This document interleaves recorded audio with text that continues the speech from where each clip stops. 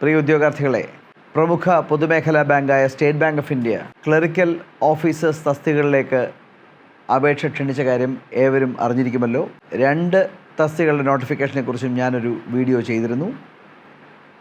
നിങ്ങളെല്ലാവരും അപേക്ഷ സമർപ്പിച്ചുണ്ടാകും എന്ന് കരുതുന്നു. ക്ലറിക്കൽ അപേക്ഷ സമർപ്പിക്കാൻ ഇനി 2 ദിവസം കൂടിയാണുള്ളത്. 7-ാം തീയതി ആണ് അപേക്ഷ സമർപ്പിക്കാനുള്ള അവസാന ദിവസം വരെ വെച്ചുകൊണ്ടിരിക്കുന്നത്. എത്രയും പെട്ടെന്ന് ചെയ്യുക. ഇനി ഈ വീഡിയോയുടെ കണ്ടൻറ്റ് ഇതാണ്. ജനറൽ അവെയർനെസ് എങ്ങനെയാണ് നമ്മൾ പ്രിപ്പയർ ചെയ്യേണ്ടത്? ഇതിന് ICDയുടെ ഓൺലൈൻ ഓഫ്ലൈൻ വിദ്യാർത്ഥികൾ എങ്ങനെയാണ് ഞങ്ങൾ തരുന്ന കണ്ടൻറ്റ് ഉപയോഗിക്കേണ്ടത് എന്നതിനെക്കുറിച്ചാണ് ഒരു വീഡിയോ. ജനറൽ അവെയർനെസ് തന്നെയാണ് കീ എന്ന് ഞാൻ പറയും.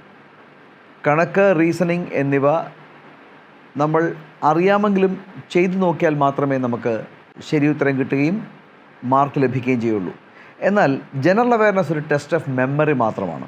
അതുകൊണ്ട് തന്നെ നിങ്ങൾ കൃത്യമായി വായിച്ച് നോട്ട് കുറിച്ച് വെച്ച് മുൻപോട്ട് പോവുകയാണെങ്കിൽ നിങ്ങൾക്കറിയാമെങ്കിൽ നിങ്ങൾക്കറിയാം, നിങ്ങൾക്ക് അപ്പോഴേ സ്കോർ കിട്ടി, നിങ്ങൾക്ക് സമയം ഒരുപാട് ചിലവാക്കേണ്ടി വരില്ല. 2, നിങ്ങൾ ഇങ്ങനെ ചിന്തിച്ച് നോക്കുക. ജനറൽ അവെയർനെസ്സിന് ഒരു ടോപ്പ് മാർക്ക് വാങ്ങിക്കുകയാണെങ്കിൽ യു ആർ ഇൻ, നിങ്ങൾക്ക് ജോലി കിട്ടി കഴിഞ്ഞു. അപ്പോൾ ജനറൽ അവെയർനെസ് ആണ് എപ്പോഴും ഒരു ഡിറ്റർമിനിങ് ഫാക്ടർ എന്ന് എനിക്ക് എൻ്റെ അനുഭവം കൊണ്ട് മനസ്സിലാക്കാൻ കഴിഞ്ഞിട്ടുണ്ട്.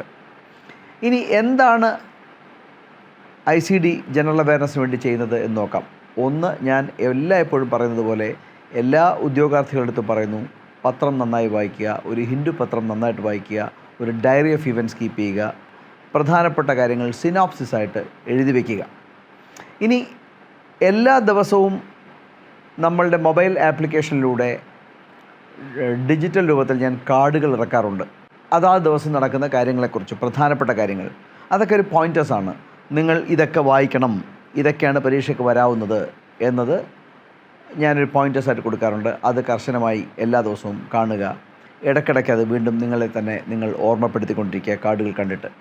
എല്ലാ ആഴ്ചയിലും ഒരു ജനറൽ അവെയർനെസ് റിവ്യൂ, ഒരു വീക്ക്ലി റിവ്യൂ ലൈവായിട്ട് തരാറുണ്ട്.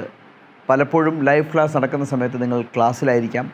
അങ്ങനെയെങ്കിൽ അത് റെക്കോർഡായിട്ട് നിങ്ങൾക്ക് അവൈലബിൾ ആണ്, അത് കാണുക. എല്ലാ ശനിയാഴ്ചയും ഡിജിറ്റലി നമ്മളുടെ ആപ്ലിക്കേഷനിലൂടെ ഞാൻ 2 നോട്ട്സ് തരാറുണ്ട്. 1 ജനറൽ അവെയർനെസ് വീക്ക്ലി അപ്ഡേറ്റ്, അതൊരു ഗ്ലോസറി ഓഫ് ഈവൻറ്റ്സ് ആണ്. പ്രീവിയസ് വീക്കിൽ നടന്ന കാര്യങ്ങൾ, പ്രധാനപ്പെട്ട കാര്യങ്ങളെല്ലാം നിങ്ങളൊന്ന് റിമൈൻഡ് ചെയ്യുക. അത് വായിക്കുക, നിരന്തരമായി വായിക്കുക. അപ്പോൾ നിങ്ങളുടെ ഓർമ്മയിൽ നിൽക്കും. 2ാമതായി അതിനോടൊപ്പം തന്നെ ഒരു ജനറൽ അവെയർനെസ് ടെസ്റ്റ് എന്നൊരു സംഭവം, അത് യഥാർത്ഥ എക്സാമിനേഷൻ്റെ ഫോർമാറ്റിലാണ്. Question, answer choices, answers and the detailed explanations. ഇത് കാണാതെ പോകരുത്. കൃത്യമായി വായിക്കുക. ക്വസ്റ്റ്യനും ആൻസറും മാത്രം നോക്കിയാൽ പോരാ, ആ ഡീറ്റെയിൽഡ് എക്സ്പ്ലനേഷൻസ് കൂടെ വായിക്കണം. ചിലപ്പോൾ ചോദ്യങ്ങൾ അവർ ഫ്രെയിം ചെയ്യാൻ പോകുന്നത് അതിൽ നിന്നായിരിക്കും. എനിക്ക് നല്ല ഓർമ്മയുണ്ട്, കഴിഞ്ഞ വർഷങ്ങളിലൊക്കെ general awareness state bank of ഇന്ത്യയുടെ പരീക്ഷകളിലെല്ലാം നമ്മളുടെ നോട്ടിൽ നിന്ന് തന്നെ ഏതാണ്ടൊരു 40-ൽ 35-36 ചോദ്യങ്ങൾ വരെ വന്നു. അതുപോലെ ഇത്തവണയും ഞാൻ അത് തന്നെയാണ് പ്രതീക്ഷിക്കുന്നത്. I have got nearly 30 years of experience in this field as a teacher. So I have seen it all. അതുകൊണ്ട് എന്തൊക്കെയാണ് അവർ ചോദിക്കുന്നത് എന്നെനിക്ക് നന്നായി അറിയാം. ഇത്തരം നോട്ടുകൾ നമുക്ക് ക്വസ്റ്റ്യൻസ് നമുക്ക് ആൻറ്റിസിപ്പേറ്റ് ചെയ്യാൻ പറ്റും. നമുക്കത് നല്ലതുപോലെ പ്രിപ്പയർ ചെയ്ത് മുമ്പോട്ട് പോകാൻ പറ്റും. നല്ല സ്കോർ ലഭിക്കുവാനും കഴിയും. പക്ഷേ നിങ്ങൾ 100% ട്രസ്റ്റ് ചെയ്ത് ഇത് പഠിക്കുകയും വായിക്കുകയും നിങ്ങൾ അസിമിലേറ്റ് ചെയ്യാൻ ശ്രമിക്കുകയും ചെയ്യുക. നിരന്തരമായി ഒരു കാര്യം കാണുമ്പോൾ നമ്മളുടെ ഓർമ്മയിൽ തങ്ങി നിൽക്കും, നമ്മൾക്ക് അത് പ്രയോജനപ്പെടുകയും ചെയ്യും.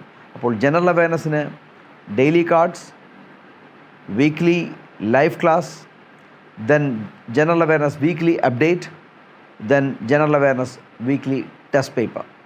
ഈ 4 കാര്യങ്ങൾ കൃത്യതയോടെ ചെയ്യുക. ജനറൽ അവെയർനെസ്സിൽ നല്ല സ്കോർ ചെയ്യാൻ പറ്റും. ഇനി പ്രിലിംസ് കഴിയട്ടെ, അത് കഴിയുമ്പോൾ തുടങ്ങാം എന്നും കരുതരുത്.